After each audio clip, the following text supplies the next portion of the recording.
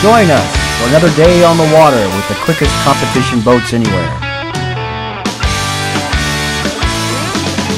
The power, the speed, the excitement that is USF1 Powerboat Racing. This is your Pit Pass.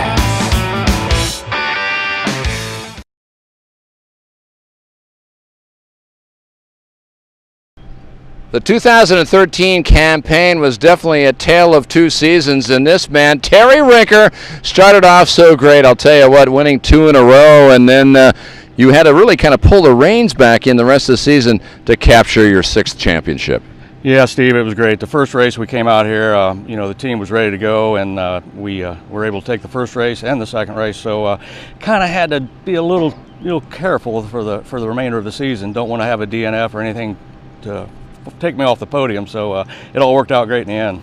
Let's talk a little bit about Laporte now. This weekend, of course, for you, it's almost like coming home. You lived in Florida for so many years, but yet you're a native of Syracuse, Indiana. Yeah, came from Syracuse, Indiana, lived there until I was 18, 19 years old, and migrated to Florida, and I kind of like it down there. It's nice to come back, though. I got a lot of friends from back home that come over to watch the race. All my family comes over, so it's almost like a home race for me. Yeah, and with that home race, is there any added pressure because of that? Yeah, a little bit. It's nice to have a couple of my family members, Jack Angel and Mark Sumter, both brother-in-laws that come over. We're here last year, so we brought them back over so we can do the repeat with them. Terry Rinker dominated the first half of the season. Let's go over around the other side of the paddock to see the other person who dominated the second half of the year. But the team that dominated more than anybody else in the second half of the season was the NGK Racing team. And for Tim Siebold, he won the last 3 races on a trot. And this year, he's more determined than ever to take that championship back in 2014.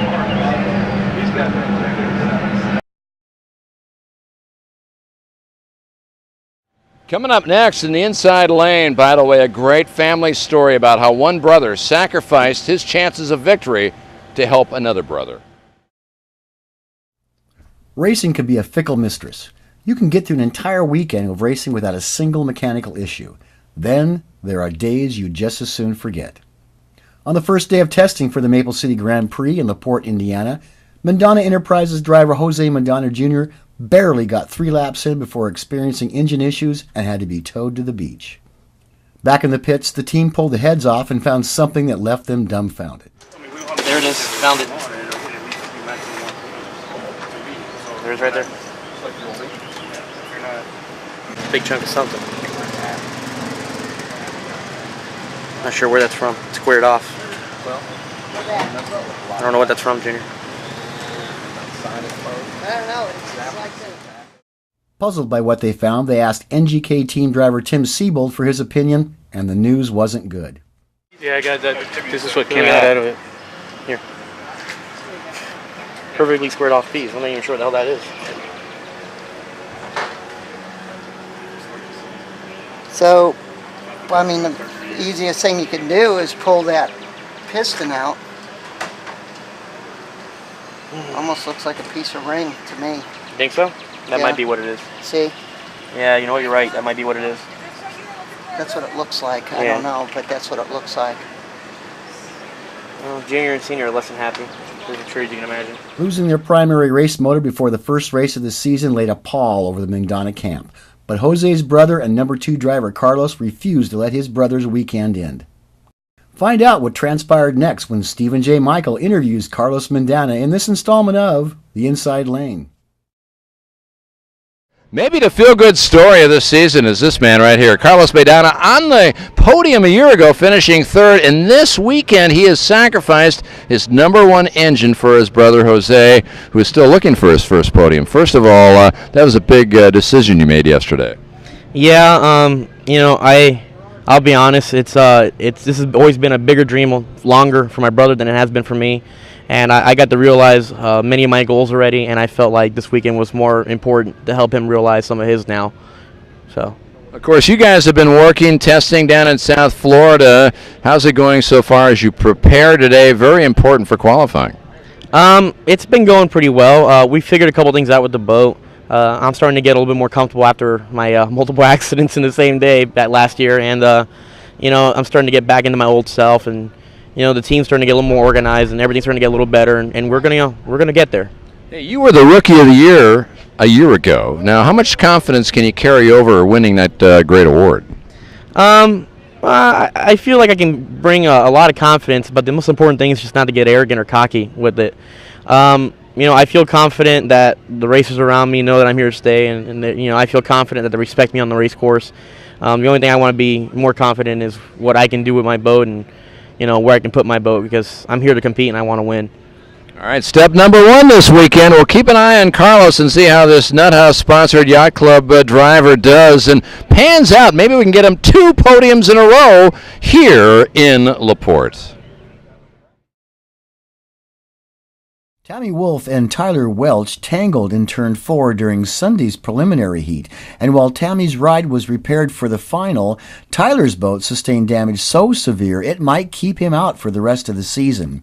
The good news is neither driver was hurt. So Tammy, you and Tyler kind of tangled up out there. Could you kind of tell us what happened?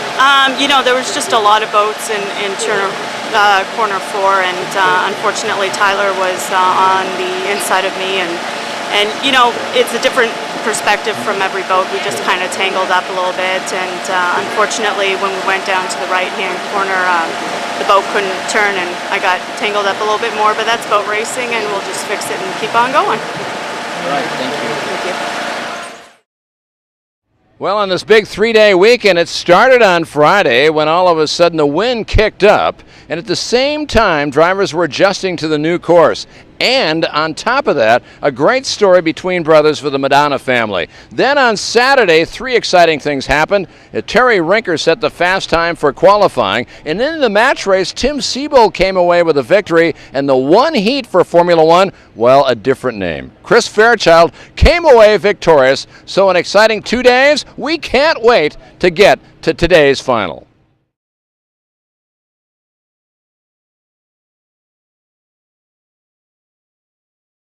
I can't wait!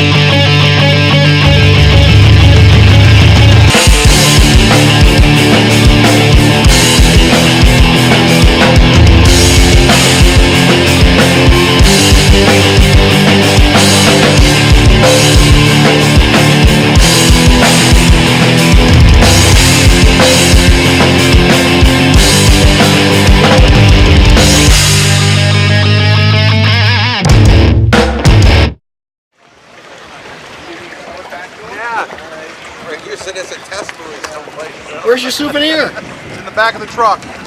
Not everybody gets a buoy. That's right. Special. Heck of a way to start out your rookie season. I love it. Yes, it is. What am I gonna do? You're taking home a prize. I have a trophy. I went out under my own power, came in under my own power. That's the key. That is the key. Start and finish each heat. That's my only goal this year as a rookie. Thank you.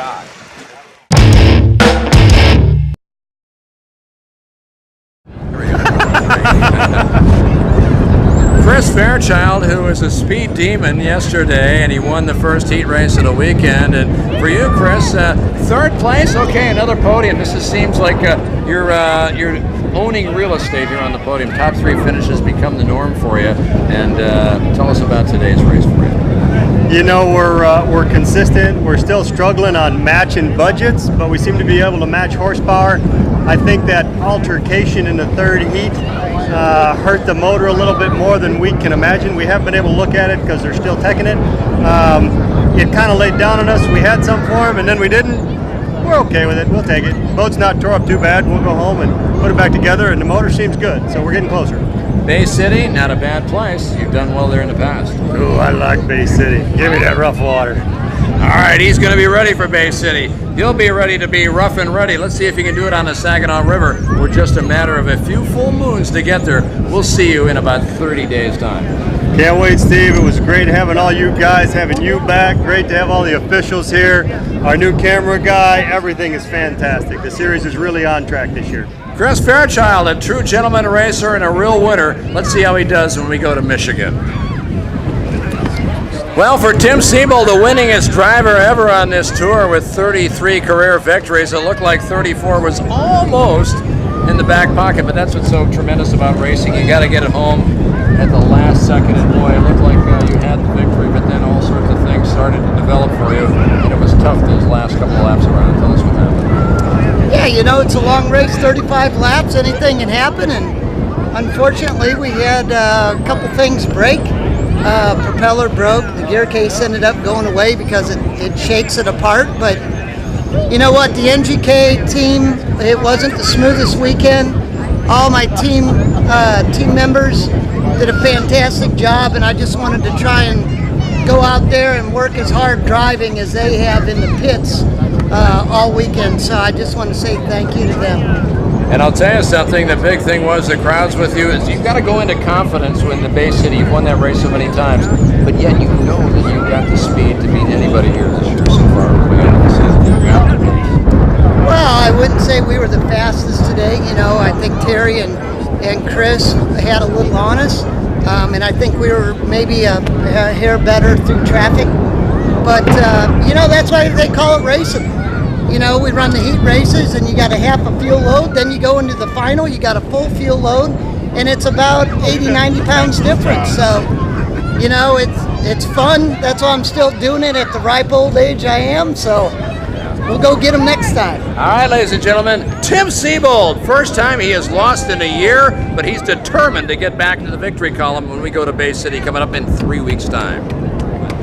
Well, here he is, the winner to start this season off. Yes, and of course, for Terry Rinker, congratulations. What a wild and dramatic race today. You led early on, you lost the lead, you got it back in the very last lap. Yeah, it was tough, and I can't say enough about my Amsoil team. Just, you know, keep pushing me during the race. We had an issue, lost a propeller 5 laps in, and just one of the blades went off, and it started shaking bad, and the crew chief just kept egging me on, keep it up, you know, and Timmy came back to us. I think he had a little trouble late in the race, and we were able to stay close enough to overtake him at the end. Well, a year ago you won this race, and then you fought hard to hold on to the championship. It's nice to start off #1 again this year. Oh, absolutely. I mean, the first race winning, you know, it's always a big boost for the morale of the team and for me too, you know. And we'll go into Bay City in a couple weeks, and hopefully the Bay City's been good to me in the past few years. I hope to pull another one off there. Well, you did it 2 in a row a year ago. Let's see if you can do it in 2014. Big congratulations, a great day for you. Terry Rinker, ladies and gentlemen, your winner. Congratulations. All right, thanks, Steve. Thanks for the city of Laporte, too, for having us here. Great race site. I can't wait to come back next year. Up next on a 2014 calendar, we are heading to the longest running race on the calendar. That is in Bay City, Michigan, on the Saginaw River. Great tradition, great racing action. It should be a lot of fun. Thanks for stopping by. We'll see you again on Pit Pass.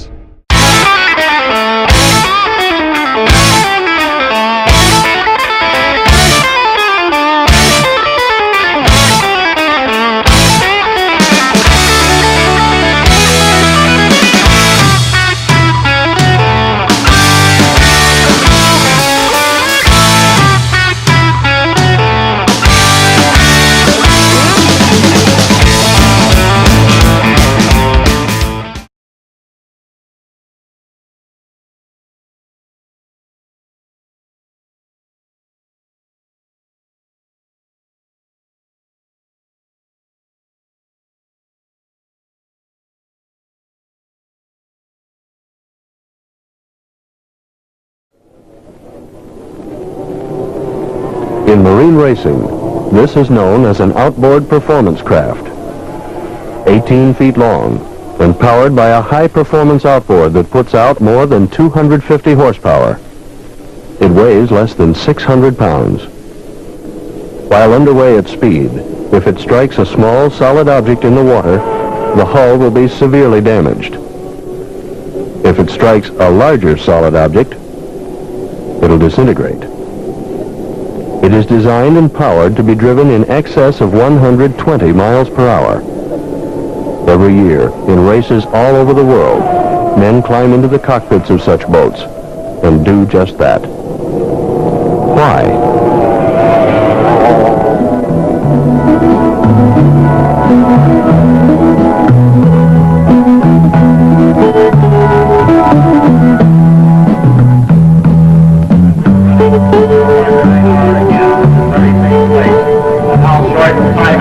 Really flies let's hear once again for another one of these fabulous starts. Coming up now on 1 minute, we have 10 seconds to the 1 minute gun. 10 seconds to the 1 minute gun, drivers.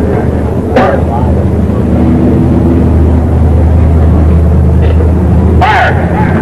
And we have 1 minute coming through now on the final 50 seconds. And now those butterflies really start getting big. Flapping inside and nervous tension. Will that engine start when I push the button?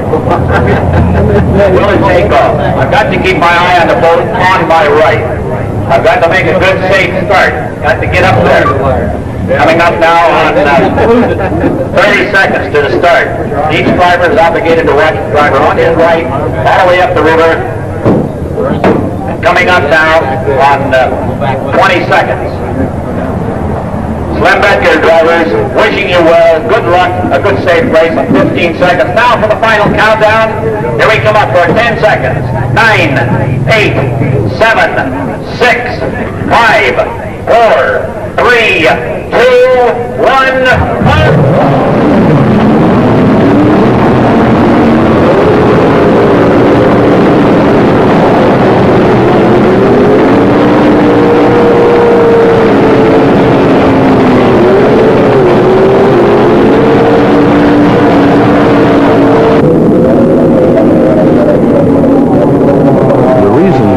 Manufacturers of outboard motors foster outboard racing and field professional, well-supported teams is easy to understand. It's a highly competitive industry, and any new improvement in outboard performance gives the company who developed it a tremendous sales edge in the marketplace.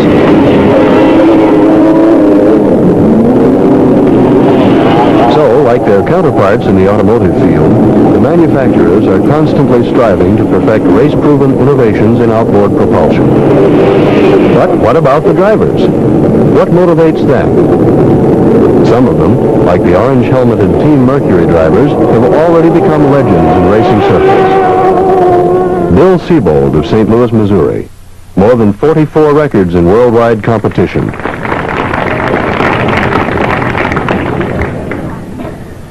Matthew, Division 1, World Champions. One of the greatest guys around, Billy Siebold.